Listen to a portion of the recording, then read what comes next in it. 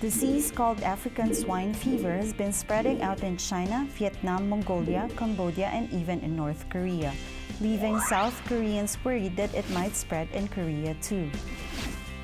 Since there are no current available medicines or vaccines to cure this disease, the best we could do is to prevent it from spreading.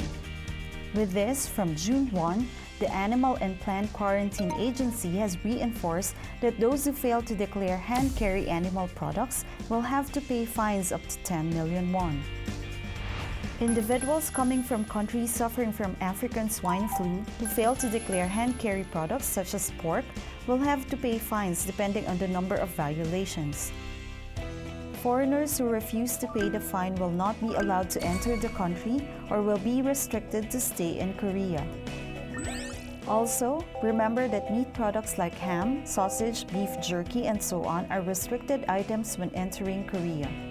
In case you are carrying such products, don't forget to declare those using the customs declaration form and submit it to the quarantine officers at the airport or ports.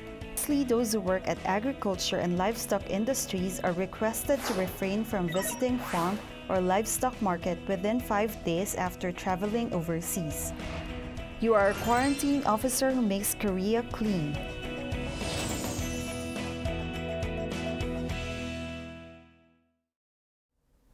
A foreign worker from Sri Lanka who failed to make extension of stay has become unregistered because of his employer's mistake. The employer visited the relevant employment center and asked for reinstatement of his status but was not accepted. Mr. Suranga, a Sri Lankan worker, entered South Korea in August 2018 and signed a one-year labor contract to work for a farming company in Mokpo, Jeollanam-do. However, a year later, Mr. Suranga was left with an undocumented status without knowing the reason.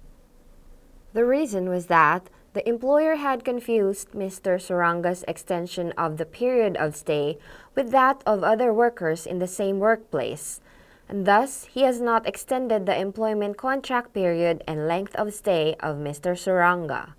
It was unfair for Mr. Suranga that his status changed to undocumented immigrant overnight. මට visa කාලය දිගු කරන්න කියලා ලැබෙන විස්තර ලිපිය ලැබුණා. ඒත් ඒක කොරියන් භාෂාවෙන් තිබුණේ.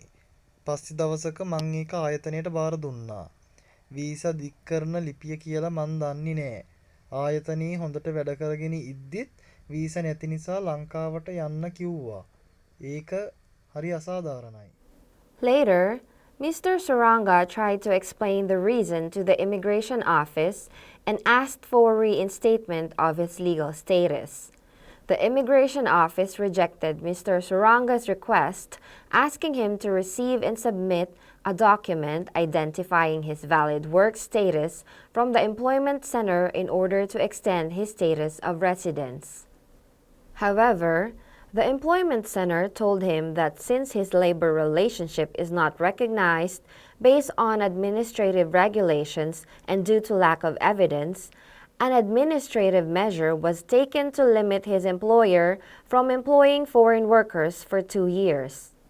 The employer filed a complaint insisting that the administrative measure taken by the employment center was unfair. However, there was no response from the employment center. In Korea, information such as the extension of their stay are notified to foreign workers. We hope that you will not suffer any disadvantages even if you receive the notification written in Korean language. At MNTV, we'll see video clips about accident and incident as well as news report related to immigrants. If you'd like to report, please call us or contact us via email.